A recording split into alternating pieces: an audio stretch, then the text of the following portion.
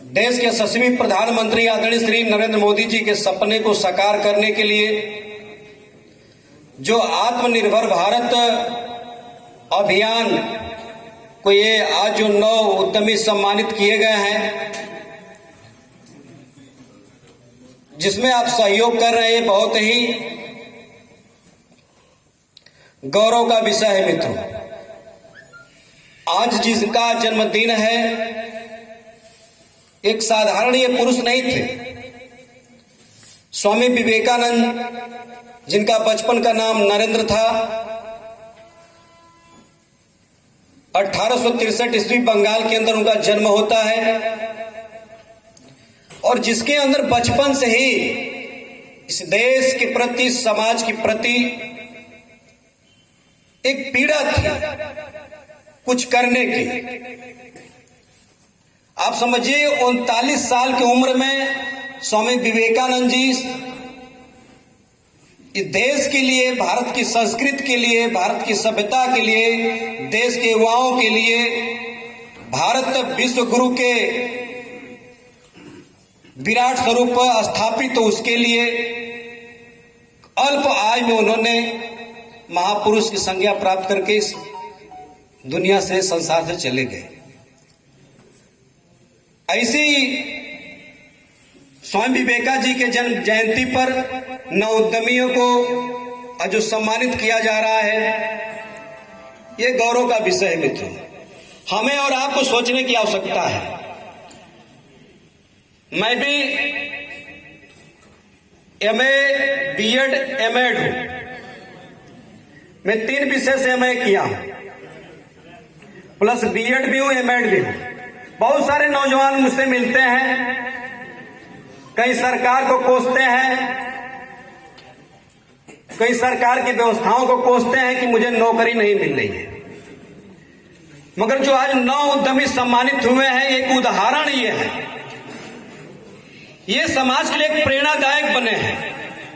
ये ईश्वर ने जो जन्म दिया है, सिर्फ सरकारी नौकरी करने के लिए नहीं दिया हम सभी लोगों को। आप कुछ करिए जीवन में, कुछ ऐसी व्यवस्था बनाइए जहां आपके परिवार का रोटी रोजी चले, आपका मान सम्मान बढ़े, साथ ही कुछ नौजवानों को आप रोजगार दें। यही स्वामी विवेकानंद जी की सोच थी और उसी सोच को आज देश के यशस्वी प्रधानमंत्री नरेंद्र मोदी जी सपनों को पूरा करने का प्रयास कर रहे हैं। आज युवा दिवस है, विवेकानंद जी का जन्मदिन है। 2 बातें उनके बारे में मैं करके अपनी बात समाप्त करूंगा। हम लोग अपने अतिथि जी को सुनेंगे। कहा जाता है कि जो संघर्षों के घड़ी में खड़ा होता है, वास्तव में वही आगे बढ़ता है। जब विवेकानंद जी बचपन में समाज की पीड़ा को देखते थे और पीड़ा को देख के कुछ करने की अपनी मां से आग्रह करते थे, अपनी मां की अवस्था को, बचपन की अवस्था उनकी देख के उनकी माता जी बार बार टाल दिया करती थी कि अभी आप छोटे बच्चे हो, अभी आप बालक हो, अभी समाज की सेवा आप नहीं कर पाओगे।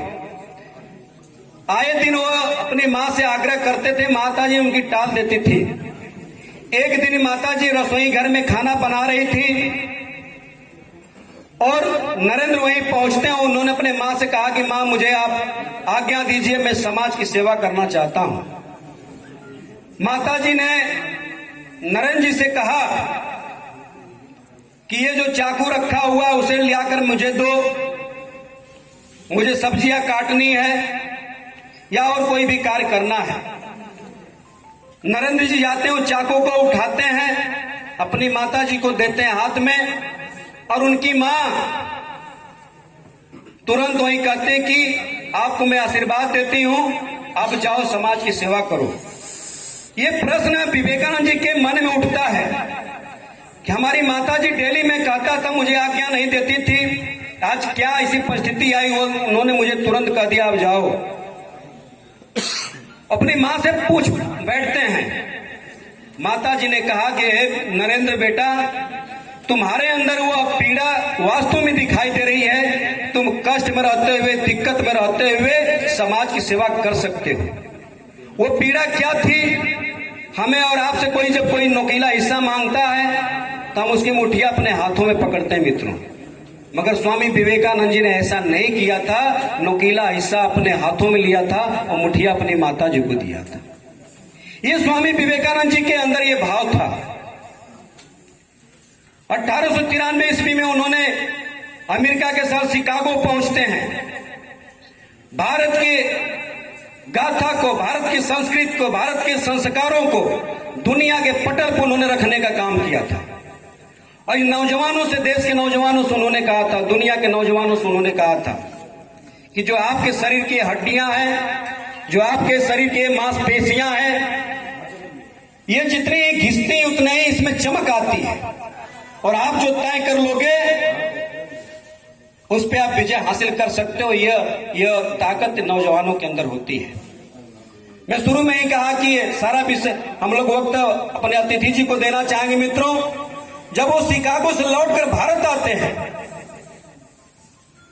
और लौटने के बाद कई वर्षों बाद वो भारत आते हैं और समुद्र तट के तट पर जाते हैं, दौड़कर धरती मां के ऊपर लेट जाते हैं, समाहित हो जाते हैं। कुछ लोगों ने जब स्वामी विवेकानंद को देखा तो कहा, ये तो विदेशी खाना खा के पागल हो गया। तो स्वामी विवेकानंद जी अपने कानों से सुन रहे थे और उन्होंने कहा कि इस पागलपन के गुच्छे गुच्छे में सुख के लच्छे लच्छे हैं, और लोगों को पागल कहने दो, हम पागल ही अच्छे हैं। ये स्वामी विवेकानंद जी के वर्ड। आज पूरा भारत इस देश के नौजवानों को प्रयास लगा के देख रहा है। आने वाला समय भारत